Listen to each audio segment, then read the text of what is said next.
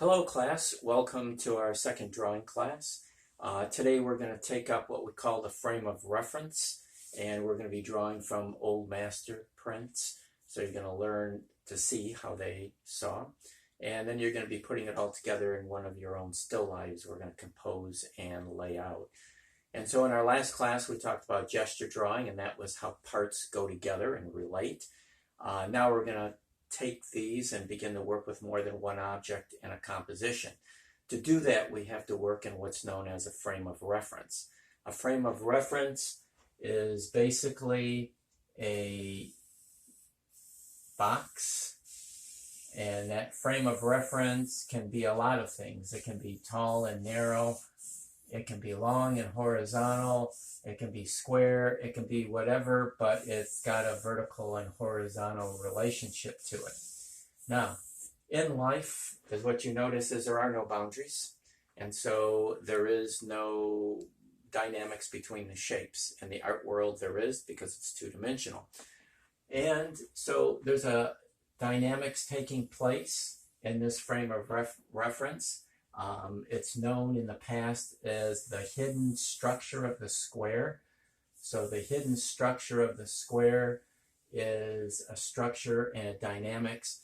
Now, it's good if you can get these lines in there from corner to corner and then coming through the center. It'll give me a little bit about the tension and movement.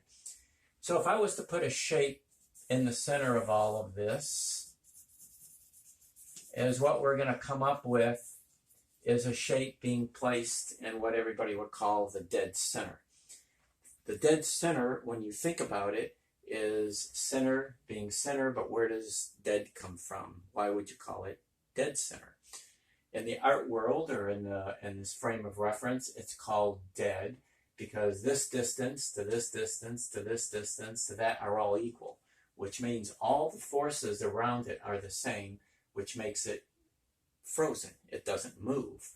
So if that's the case, then when we place another frame of reference and we put a couple of things going on in it, so now when we've got a dynamics, trying to find our centers, so now when we've got a dynamics like this, and if I'm going to put an object or a shape, now it is said that anything that goes on these guidelines, it doesn't have as much movement as if it's off those guidelines. So what I'm going to do is I'm going to put a shape here, just a little bit above that line, and is what you then begin to see is that's a lot different than this. This one, if I had it right, of course, if it was in the dead center, that's a little bit more accurate. It has no movement. This one has a movement. So then the question is, when you're looking at it, which way does it move? And so once you get sensitive to this, you're going to feel that this empty force is a force, and it's pushing that object to the left. So it has a tendency to move that way. So then if I was to put another one, say off my line, off my guideline, so it has more pull, I could stabilize it a little bit if I put it on that line. So now when I put this one here, really different than this. And so this one really feels like it's falling, and it feels like it's moving in this direction. So now we've got two different directions going on, and these two, if we were to really get sensitive to this, are pulling apart. They're doing this. So what's happening is this is going down, this is going this way. They do not go together, okay? So where you place things in this field and how they relate to each other is going to become all important. So if I was to take another one and now place our frame of reference, do the same thing over again, and get our center lines going. And now if I was to put two of them, say one here, which feels like, as you know, as it's going down. But now if I take another one and put it close to it, I can change its direction. So now when I do that, no longer does this feel like it pulls down. They feel like they pull together. Now the group itself feels like it goes down because of all of the force above it, but the two kind of pull together rather than separating the way that these do. So is what begins to happen when artists place something like here, here, here, object, whatever. It creates a dynamics in a shape, and that shape holds these forces together. Okay, it binds them, helps hold them, which becomes an important element. Now, we are going to be talking about perspective soon, but when we deal with drawing objects, you need to think about planes, which is all about perspective. So a plane is this. A plane is a flat surface. This plane is parallel to the picture plane, meaning to your field of vision. There is no depth to this plane. Okay. If we take our lines and we put a strong angle to it, now we've got a plane angling in space. So now we've got a plane moving in space because of its turn. It's no longer flat. So a person can begin to do things with it. You can angle them this way and move them around, or as you know, if you put together a top of a box.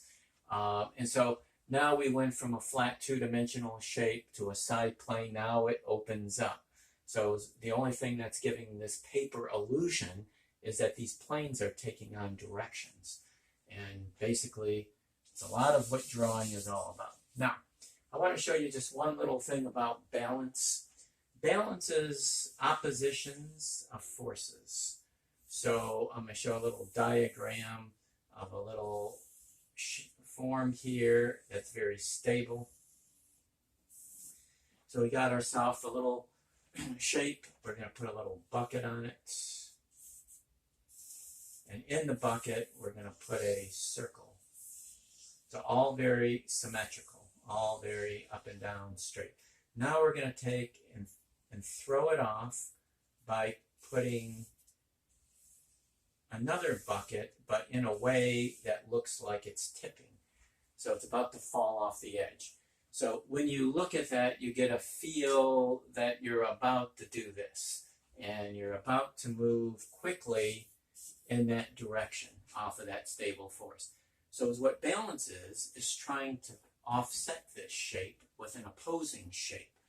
So then an artist would come down here and we would put an angle in the opposite direction to balance that one out. So if you put a force moving in this direction, in that direction, so now this begins to somewhat negate this. So you feel it tipping and this pulls you back. Now, I do have this one a little bit larger than the other one, so it's really beginning to pull it. When you make one a little bit stronger, your eye will go to this first because you're going to go to the biggest one, and it's beginning to hold that more in balance. So balance, as all of you know and have seen in the little drawing books, the balance of all of this. So you got an angle going there. So you got one guy on this end, tipping in this direction. And then we take another person real close, a smaller person going in this direction. And then is what you've got is, this is at the edge, so it would be a frame of reference, would be like this. And basically this is our center. And is what happens is, if you've got a still life shape way over here, and a smaller person here, it's way out of balance. And so artists are going to try to set up scenarios where ultimately you could have a shape here, but it's going to be offset with a couple of larger shapes in the center so that it balances. So it has a balance. This doesn't overweight that, and there's a sense of movement between them all. Okay, so that's composing, that's design. Okay, so it's what we're going to do. I'm going to have you pull out a handout I gave you on the very first day. If you look at it, it's going to talk about this date on it and talk about the frame of reference. And is what we're going to do here is when you look at the very first one, When you look at the very first one, you're going to see what's known as I-path. I-path is a design concept that gets the viewer, as we started to talk about, move from one object to the next and keep you going in the design and not lead you out on one side or the other. So this is a world that you're creating, and you have to create the world to keep the viewer in it. You can't lead them to the right, to the left, and not pull them back in.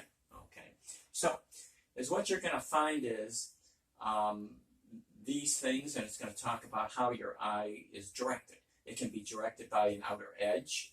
It can be directed by the center of a shape, and it can be directed just by a line itself, or what we know as an implied line. Here I have an example of an implied line.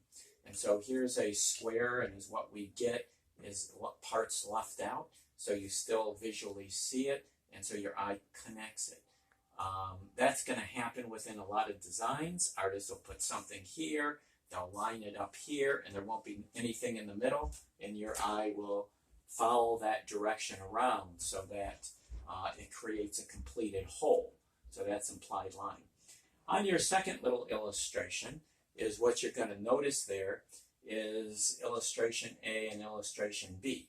Now, we talked about in our gesture drawings that our eye follows the longest axis line of a shape. Now, this is going to really become important, just like the gesture with one object. Now, we're going to look at the longest axis line of a particular shape, and you're going to try to say, what is it doing and how is it leading your eye through the design? So, in other words, I could take something like an object like this, and if I had it predominantly tilted this way, my long axis line is now leading you that way. I might come up with something else to pick it up and carry my design through. So we're going to be watching our longest axis lines. So when you look at this one and you look at this one, which one has a more coherent idea to it, where your eye follows it around as a circular direction? So when you look at box number A, you begin to see that these longest axis lines are going in various directions. It begins to look like the bottom of a bird cage, let's say. There's no direction. When you look at number B, hopefully all of you have seen it. You look at your largest triangle, its direction is this way, this is this way. He's being clever now. He's taking his longest axis to the center, but you still follow it this way. So artists aren't trite with these things. If he made his longest axis line this way, it would have been so simplistic that you would have lost interest. So he adds variety, but yet maintains a continuity, which is a big part of design. So artists are thinking about all of these things. We're never just copying objects. However, those of you in drawing one, I present this idea. You might struggle with it for a while, but I need you just kind of understanding this idea so that as the class progresses, you're going to be able to slowly adapt to it. So anyways, we got our continuity to this. Now, when we go to the next page, you can turn your page, and each one of these are going to get to be a little more complicated than the prior. So, is what's going to happen with this particular one. This is a well-known illustrator, Andrew Loomis, and his final one started after doing some thumbnail sketches trying to come to this conclusion. So normally artists don't come to their conclusions after working it out, and sometimes doing it 1, 2, 3, 4, 5, Matisse, sometimes 800 times is what it takes. So if you have to do several thumbnail sketches to get a good composition, you're not alone. So anyways, when you look at the first drawing, we can say that drawing number 2 is much better in terms of its composition. And then you got to ask the question, why? So I need you guys to really look at it. Why is this better than this as far as I-path? And of course, going back to our eye is let in by the largest shape. So here, these two, they almost cancel each other out. One's on the far left, one's on the far right. The balance is awful. Both of them are almost equal in size and importance. This one, he now turns her more. He's most important. He angles him, so he becomes more towards the center. The balance is better. Center of interest is better. The continuity is better. By doing this with the arm, you now get a movement which I'm going to start to point out. So look in yours. So now he's going to come up with this movement, and he's going to follow it out and around, okay? So now his movement is better. This, what happens? You do this, out you go. This, you do this, and out you go. There is no eye path, okay? So he starts with his idea, and he's got to now try to work it out. These were the models. This becomes better. This one, if you look at it, look at your handout, if this isn't real clear, what did he do to change this in this one to even make it better? So now he's getting down to the nitty-gritty and the details, and those of you who are really perceptive with this, this is still here, and you can see it. He's changed the table. He's even changed her a tad bit, especially the arm, and he's changed him. So now you begin to see the differences. So now is what begins to happen is your eye goes up, follows the curtain down, you follow her arm up. Here's an implied direction, I'll put dots, picks up his arm, and you go across, okay? So now you've got a very decisive eye path, and he's using a wonderful implied line where the hand stops on this side of the body interrupts it, but your eye picks it up. And that's what implied lines are good for. And you're going to find this endlessly in old masters, modern day masters coming up with compositional arrangements. So anyways, the balance of this is better. The placement of the table and the flower pot all work, of course, as the subtleties and a whole lot better than this one. So now we're going to come down and they're going to become a little more complicated. I'm going to talk just quickly about two more, and then you can look at the others on your own and study them out. This one by Rembrandt, which you'll see in your handout. Now you're looking at a fine artist. Some of you have heard of Rembrandt, and as what you see is a grouping of three figures, a tree, they're in a landscape. Somehow Rembrandt, his problem is, how do I connect these figures together and to the negative space? How does he weld them together as a harmony? Because that's the problem. How do you take 1, 2, 3 figures, a tree, and make them as a unit? And so if you look at Rembrandt's idea, you can begin to see his emphasis is here with his darker values. So here's his dominant figure. It's not in the center. It's to the right. Okay, so now he's going to move you across. So if you follow this line, you're going to come up the tree. You're going to follow his lines around. It picks up the trunk. Watch what he does with his lines. He's going to pick up this guy's backside. His lines flow and flow through. And now you get a unity going from foreground, background to foreground. And he links them all together in somewhat of an oval shape. The axis line is this way. Okay, it's running through this way. He's not using a predominant vertical. He will offset it with the vertical in the middle. And then, of course, if you look at his lines on the inside, they're beautiful directions. And this is what's nice about drawings and paintings. They'll hold your attention. He takes his hand, he ties it together this way, and he helps echo what he's done there, all going around this man. Okay, so you can see it. It all echoes and it flows through. So all of his lines and his gestures, he's not thinking about drawing this man first, this one second, this one third. He conceived the whole, and then he began to break down his subtle parts. But even if you keep looking, all of his lines will interrelate, and they're a beautiful series of maze of directions coming up with a coherent whole.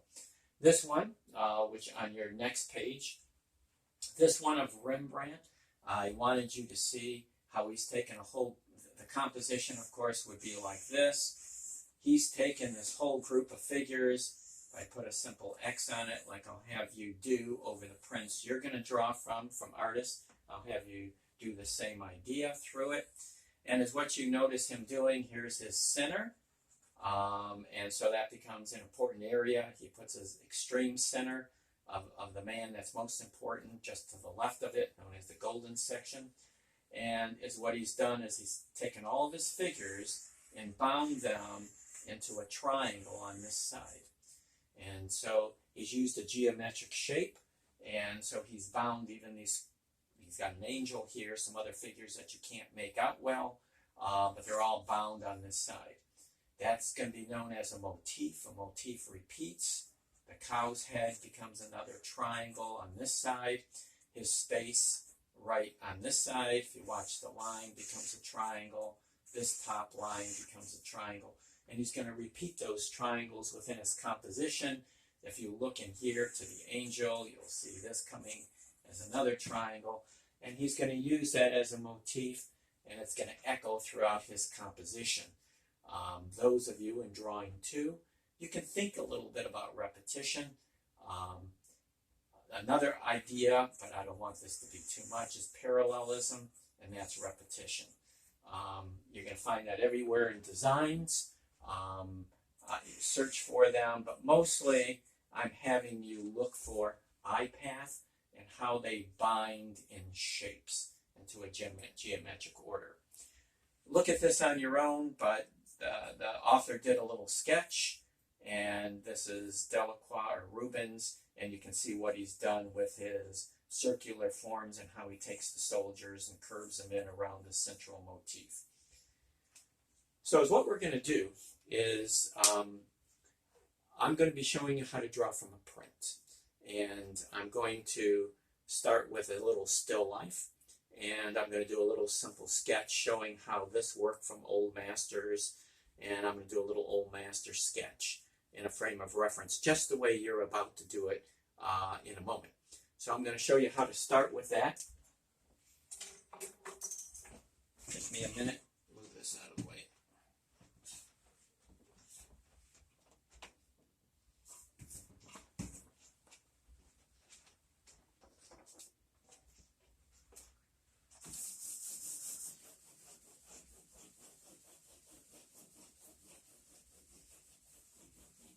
This will take me just a second to get this placed. I want to try to get it in such a way to where you can see here what I'm doing. So I'm going to place it about here, I'd say. Okay. Can everyone see that? Okay. So it's a little still life. Now, the first problem, because is what you guys are going to do once I'm finished with this, you're going to get online and you're going to go to the link I have there, and you're going to select a couple of landscapes. Some of you might want to challenge yourself with a figure composition, which I'll show you quickly in a minute. And you're going to do exactly what I'm going to do here. So the first thing that you have to do is come up with the height to the width, and you want to try to get it close. It doesn't have to be perfect.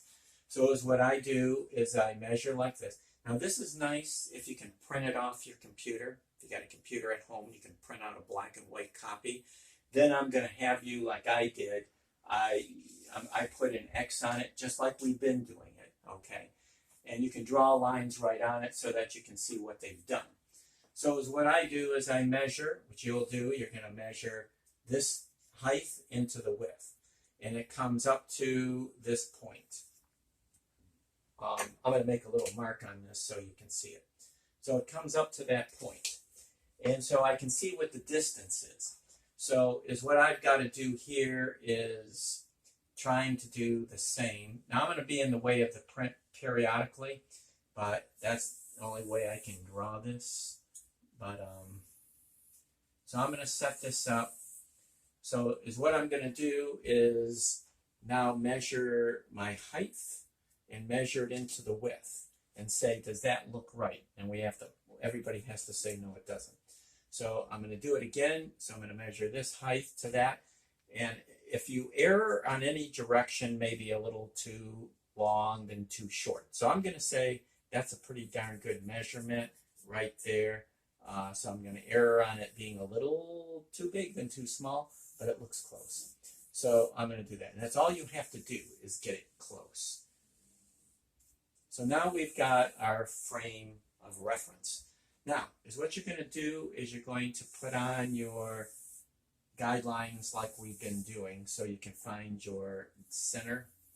And we're going to cross over. I'm kind of guessing at the side, it's kind of hard to place. Now we don't start with the still life, we find a key line. So if I go from the bottom to my table edge and I go up once, twice, 3 times, gets me a little bit lower than the top. So I'm going to do it again. So I'm measuring that. I come up once, just below my halfway, 2, just below, 3.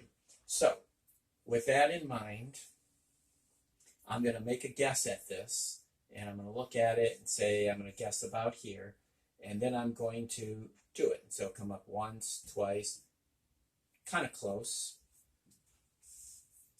Again, in this direction, if I err in any direction, okay, wait, 1, 2, 3.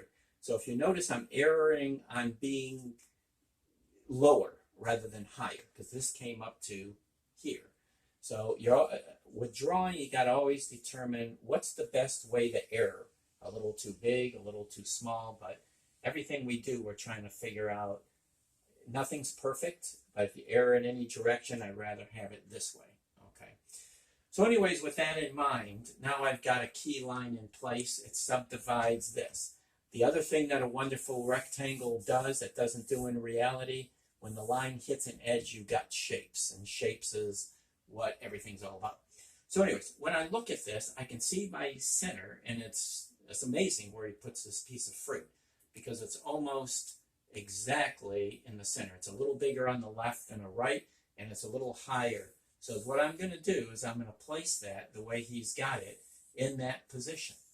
I'm going to place it in there, thinking of what he's got, a little longer on the left, a little shorter on this side. With that in mind, and it's not right, so now that I look at it, I have to look more carefully, like all the rest of you will have to do. Let me get my guidelines off. I missed one very crucial thing, and that's that my center line is here, and the piece of fruit is predominantly on the right of it, and it's a little lower than my midway point, and now I can get it in place. So one way to do it is you put a little mark of saying how far over. We don't know how far this over is yet. We know how far down. That was my line. And so now I can guess at the shape for this one. And then I'm going to go after the next one. So I'm going to do this piece. And I'm going to keep it here. Okay, so I'm going to try to get it dark enough so all of you can see it. So the next one now is going to come over here close to where I had it. It's going to raise up, come over roughly where I had it, but now I can do it in relation to this. Now I'm going to watch this object. When I draw a line across, these are eyeing this, measuring across. They're about at the same measurement. I'm going to watch my negative space in between. I'm going to say it's that far, and I'm going to watch how far above my guideline. Now, it doesn't come up to this line, but the top, I'm going to err on being a little too high, because I did there. And then I'm going to guess at this, and then I'm going to measure it, okay? So you know what I mean when you're erring in a particular direction. I've got this closer than this is, and I kept my shape a little more vertical than that is. So I'm going always in that direction. Now, I'm going to measure this, because it's about measuring it to this, and this mug is a little wider. And so I've got it a little wider, so all seems to be pretty good. This distance is closer. Remember what we did with our placements? If I got a shape in here and another one closer here, it brings them together. So this is smaller, wider, pushes it in. Okay, he's very, very, very aware of what he's doing. So anyways, this one is coming around and it's connecting this. Now, he does something very interesting with a shape. He's got this angle coming in here, and then he takes an angle going this way. So I'm going to draw that. I'm watching the angle in light of my placement, my guideline there, so it's coming through. So something like that. Now he sets up a triangle. He's setting up this to the feel of the knife going in this direction. So I'm going to run that in there like he's doing. So I've got this angle being played to this, and it's starting to set up a triangle, which is the key to his design. So now I'm going to place the next piece of fruit, and I know that it's lower, and it's being placed in here. And I can see it exceeding this a little bit. And then the other one, if I have it right, if you watch my guideline, it falls in the center there, which is really interesting with his design. This line hits almost the center, not quite. So he's going to place, and I'm going to place where he's got that, and this piece of fruit is going to overlap it. And so I can get that roughly in the same spot. It's bigger on the left than it is on the right. Now I've got the configuration very close to what he's got. And I've got this falling on an all-important guideline that the artist has set up. So I'm going to make it a little darker so that you can see it a little better. My angle is in place the way he's got it. He's taking an angle and he's pulling us back now. So now we get this wonderful, this angle being played with this one, which are almost the same. They're not exactly the same, but incredibly close. And then he takes his pair, watch axis lines, as we talked about. I've got to get mine right here, so it's more this way. How high is it? And we can see our line, we can see our line, we can see the tops coming to there. And so then once you have an axis line, begin to develop a shape around that axis line. So axis lines in drawing anything is crucial, and trying to get our little composition together here, drawing from a print. This is how you draw from an artist print. I'll show you how to do this from actual objects in a moment. So axis line, like in the animals or the things we did last week with its various parts, are crucial. So this becomes his design.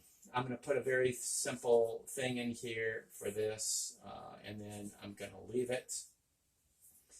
And so in that, now I can break this down. It doesn't matter too much to me where this line is.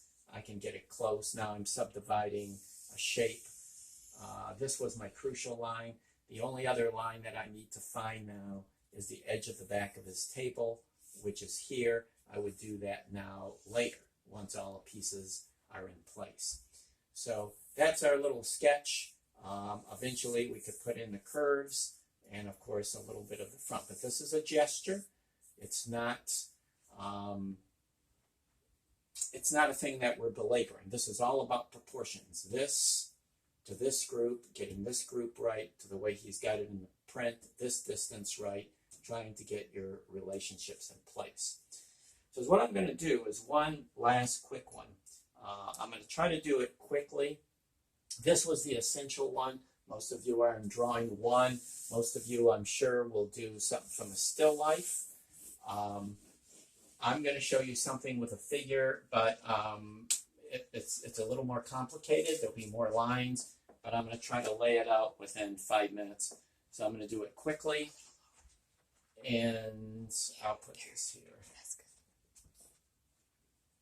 So I will be giving you a list of artists that are figurative as well, and in this one is what you're going to find.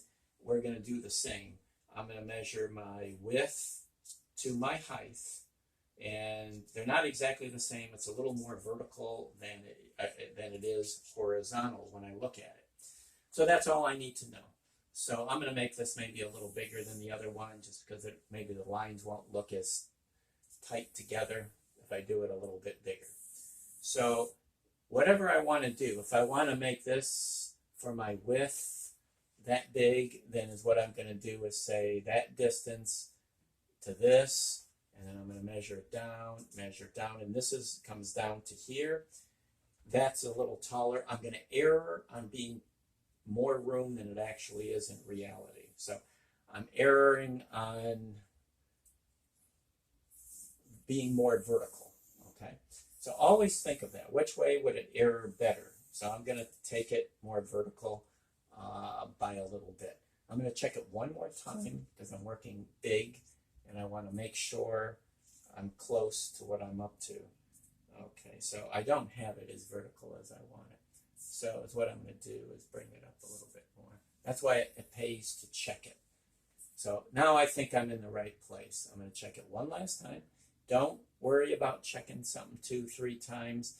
This part of it, okay, that's better. So even though I thought I was getting it a lot more vertical, it's actually pretty close to reality. So I'm going to cheat and bring it up a little more because I'm dead set on making it more vertical. Okay, so is what I'm going to do is focus. If I'm starting here, let your mind focus on that corner and drive it through. I didn't get that one accurate, so I'm going to do that. It is kind of important. If you've got a yardstick, you'll get this a little more accurate. And then we're going to run these lines and then these lines. Okay, so there's our simple setup. Now, when I look at my central character, he's the biggest, so where is he? So now we've got this in halves. That's nice. Where is he? Now I've got a central line in here because I was trying to figure it out. And when I do that to that, he's in the center. So there's a lot of ways I could do this. This line could throw me off, but to find my center, because I'm working large, I could do that. Everybody saw what I did. So I just went like that. Now I've got a center. I've got him where he's supposed to be. I'm not going to measure head lengths. It's a gesture. I'm going to guess at it. But there's an axis line to his head. So and it's not a lot. It's a slight tilt like this. So what I'm going to do is make an axis line. Like I mentioned, axis lines are crucial. So now, so we don't get thrown off, I'm going to do that with it. Now, I'm going to locate this. So I'm just going to guess. These are gestures. We're coming close. So I'm coming down to there, and I've got this. What you can see, this part of his lower part of his robe and material, whatever it is, where that line comes through, and it's about here. So I'm just going to join that because that's going to become a guideline for me. So what I'm going to do is, like with a gesture, I'm going to take with his face, and I'm going to find his neck, and I'm just going to bring it down like that. I'm going to forget about his arm. So as a very general thing, I'm going to say, where does that touch this piece of material? And it touches there. So I'm going to do this because I'm going after the general direction.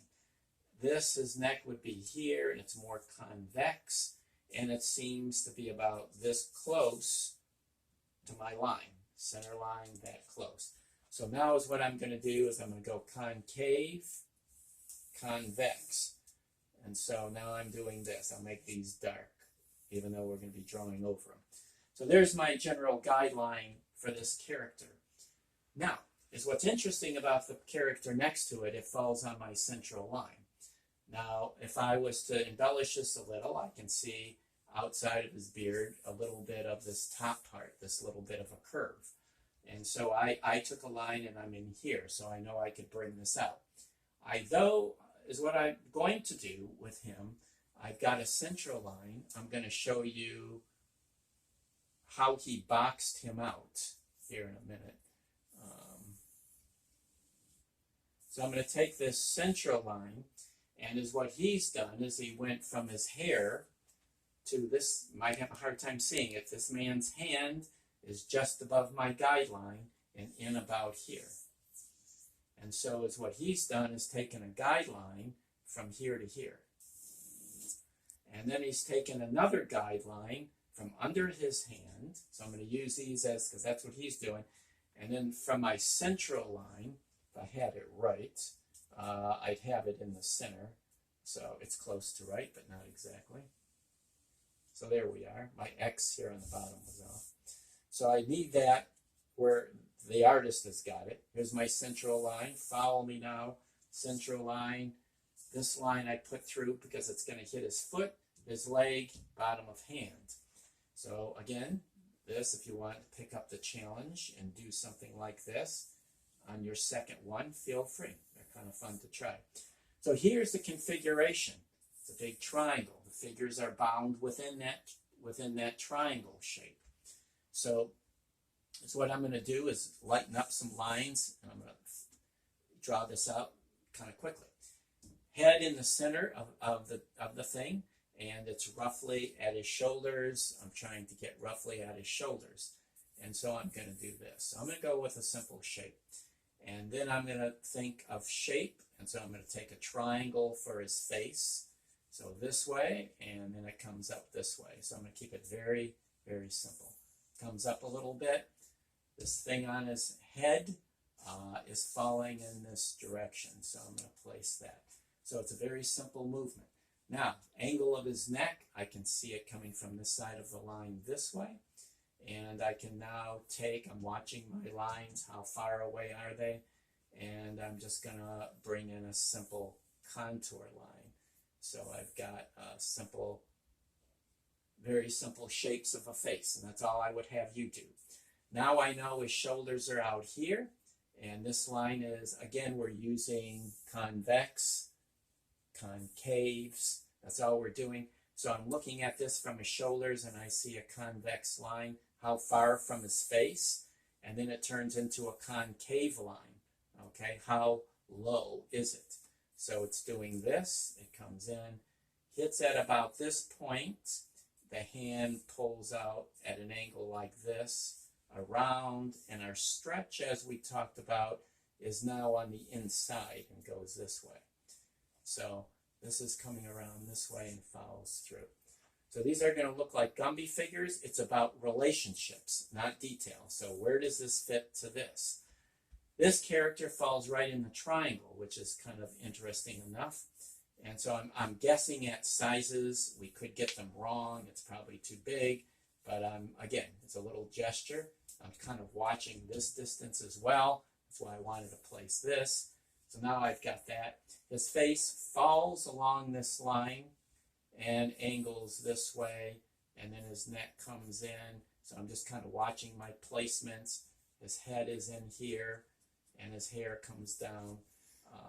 So anyways, watch directions, and now watch angles. So it comes from here to a sleeve, down, you've got a hand, okay? Now, shoulder, what's it doing? Dips below our line, angles in. I'm going to quickly place on my guideline, I'm going to come around with the bottom of his arm, and so we're going to do this just as a simple shapes and placements, bottom of arm. I'm watching my guideline, and his body is right there. I'm going to forgo all of the folds, and I'm going to put in a place for the lower part of his hip, and we're going to run up his leg.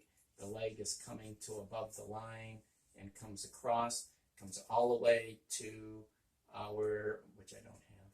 So I'm going to come down to his arm. Let's take it to, I see my halfway point. So what we're going to do is this, and then I'm going to place in a hand, and this guideline is going to come through. I might be hard to see, but I'm following guidelines basically. So I'm going to bring this through. So now, again, it gets confusing. This is for those that want a challenge. This is going to come through. It's like, here's our pinch coming to the foot, pinch, and the curve of the toes coming off that, okay? I'll get rid of our guidelines so that we can see it. Almost got it finished, and we're going to stop. So this is following through. I'm going to take the placement of where this is on this side of the line, and just long general directions. Comes in this way, comes in this way. Angle of foot is going to go there. Bottom of his hip, we can kind of place that in a little bit with the movement, and I'm going to place a general head down here, and I'm going to watch the general front and, of course, his shoulder and angle of this shoulder coming in. I'm going to keep it very loose. So what I'm going to do is outline this just ever so slightly, or bolder, so you can see it, and then I'm going to wrap it up. So this is the outside of it, just so it's a little more clear. So there's his head. This one I'm going to complete from his body now to his hands. You're going to get material flowing in there like this. And then, of course, the edge of his robe. And then I'm going to connect this to this line. So that's our composition complete and finished. There's one other figure. I'm going to leave them out. But again, our composition, our faces are general shapes, no details. Everything's placement, how one line flows into the next. How did the artist compose it? Okay. At this point, you're going to stop the tape, and you're going to draw. When you, no, we're going to do the last one.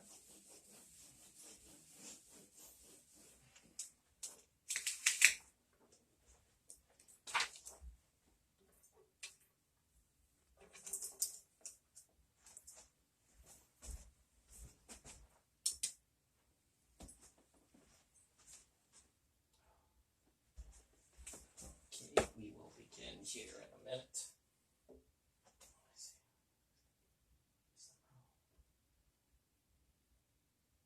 With a composition, as you resume, with a composition, I've got a little still life to my right, which you probably can't see. I've got a little still life to my right, and at the end of this, we might try to tilt the camera a little so that you can see it. It's kind of hard to get it all in.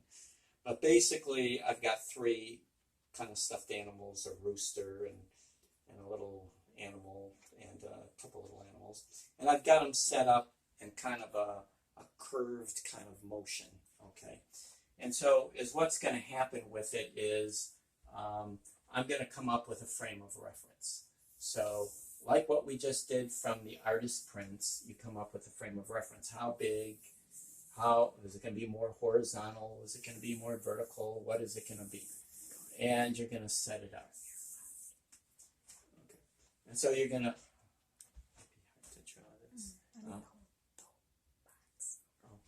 okay, so excuse us for a moment till we get this set up.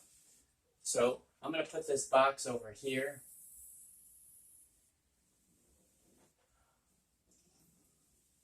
So I'm going to do this in a frame of reference like this. And you're going to come up with your frame of reference. In it, watch your points, lightly. You're going to put these X's on there lightly. They're going to help keep you on target to where things are going to be placed. Once you get that, is what I'm going to do is I'm looking at these little characters, trying to think of how I'm going to place them. And what I have is I have one in the front, and he's at an angle. So we talked about planes, and his back is going this way, and his leg is moving in this way. So if I place him to the right of my center line, I can begin to guide your direction to the right, and that's what I'm trying to do. So I'm going to set him up like that, and is what I'm going to do is loosely just kind of watch his shapes. Now I got to be careful for my sizes, and I'm going to angle him in here, and I'm going to place a head, and that head is going to sit in here. Going to sit on top, and what I'm going to do is curve his face just a little bit like this.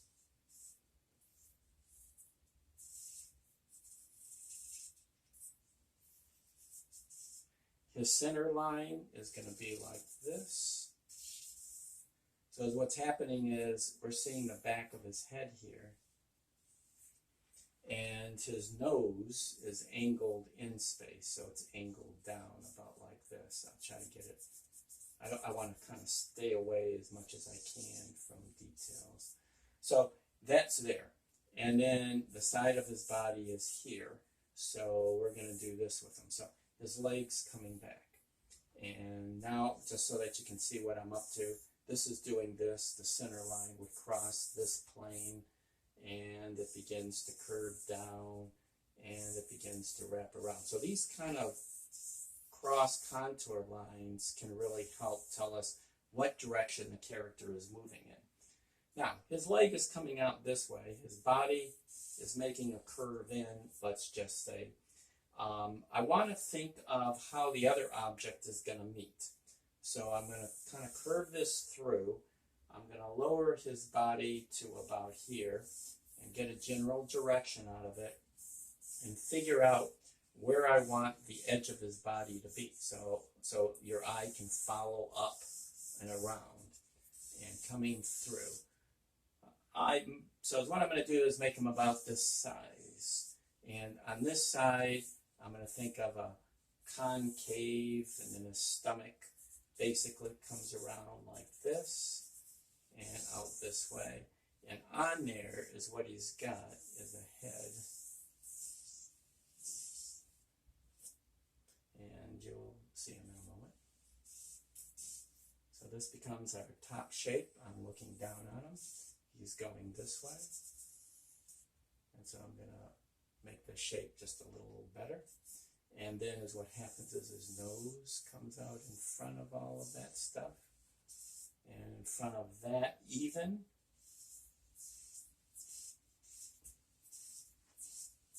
The other part of his nose.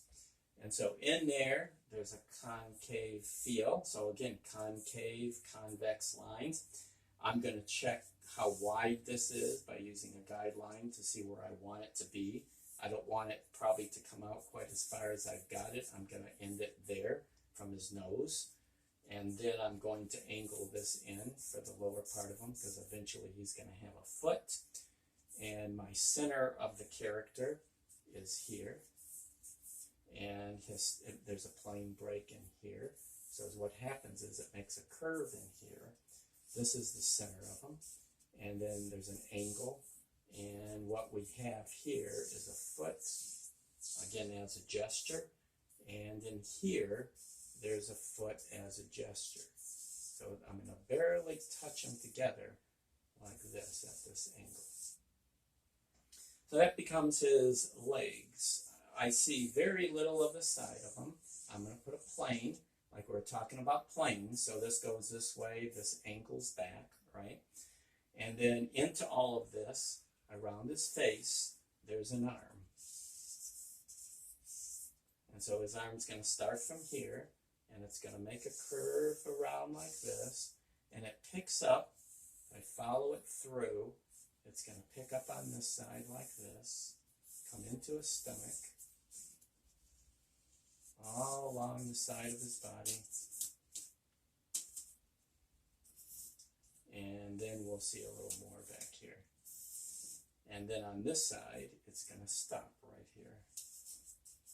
So I'm trying to set them up with nothing but convex, concave lines. So again, how do they flow? How do they connect this object within itself? Okay, so what we'll get is this character's leg. I'm going to aim it out a little bit different this way. And his leg's going to come in. Watch the curves of these cylinders. I know we haven't talked much about that yet, but I have to figure out how high his foot is. So I'm going to take from the tip of his foot to his head, and it only comes up this high. It's in perspective, so I got to be really, really careful not to bring it up too high. The pinch is on the right. In other words, his foot sticks way out, and his leg is this way. So there's a strong pinch and more of a stretch like that on that side. So his leg does that, and then it's interrupted by an arm. I want the arm to be there because it sets up another dynamic to the composition. So this is going to cross over, and there's a lower part to his hand that does this, and then this will connect. I'll get rid of that edge. So his arm is doing that. On the other side, probably a little bigger, but I'm not going to worry about it too much. On the other side, it kind of crosses at an angle, and we see it coming this way a little bit.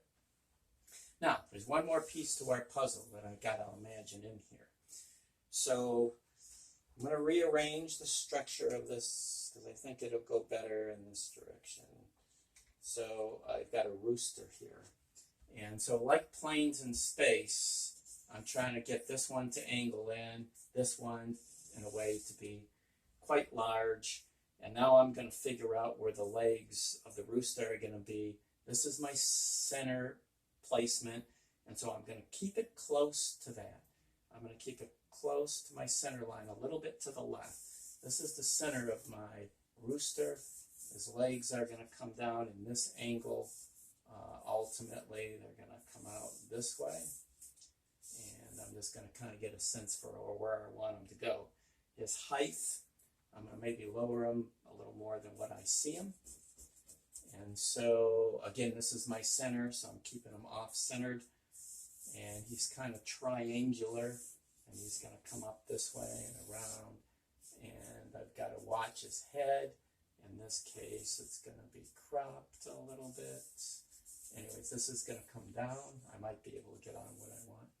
It's going to come up, and his tail is going to do this. It's going to come in and meet about here. You'll see him in a minute. I'll outline him a little better. So I like the repetition here to here, and I'm going to get his face in there just a little bit better so you can see what's going on this side. But I needed to kind of get a placement of him. So what's going to happen, we're going to have this. His head is going to roll around like this. I'm going to take a little bit of his feel of the top of their, sorry about that. I'm running out of charcoal, so I'm going to try to find. So anyways, the top of his head does this, and what's interesting about this is his beak. This angle is in, and his beak comes out this way, and then the chest in a nice cocky rooster way comes around like this. Basically, I'm not going to get into any details here. So, and then there's little things. There's inside shapes that ultimately we would look for. Feet would then get divided.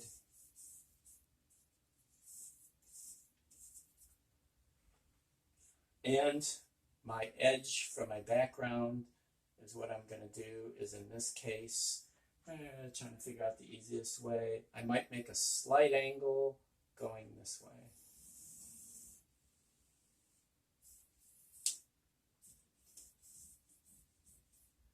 To enhance this angle going in this way.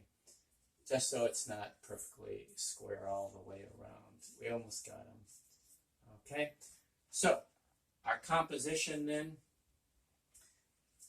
we've got these lines tying in and flowing through with your still life. So we've got one back view leading us in, going this way, going around this way. Our edges will flow together, and of course it makes a big circular shape, basically. Yours don't have to be as tight as this. They can pull out a little bit, but the idea is trying to get them to work as a group. It is nice, in this one, I kind of ran out of space up here. It is nice to have a object dominant. I don't. I was going to make the rooster dominant. I ran out of space. He's starting to be dominant. If I had a little more room, if I added it and brought him up just a touch, we could have pulled that off just a little better. And then you got one dominant object out of the rest. With yours, if you're able to do that, that would be great. And again, after you watch this video, play around with setting up your objects and have fun. See you in the next video. I'm going to pull over the objects if I can without running. And put our arm in shape.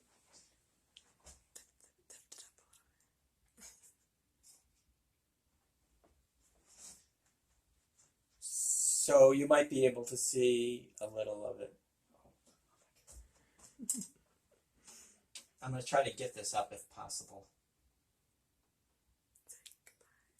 Bye.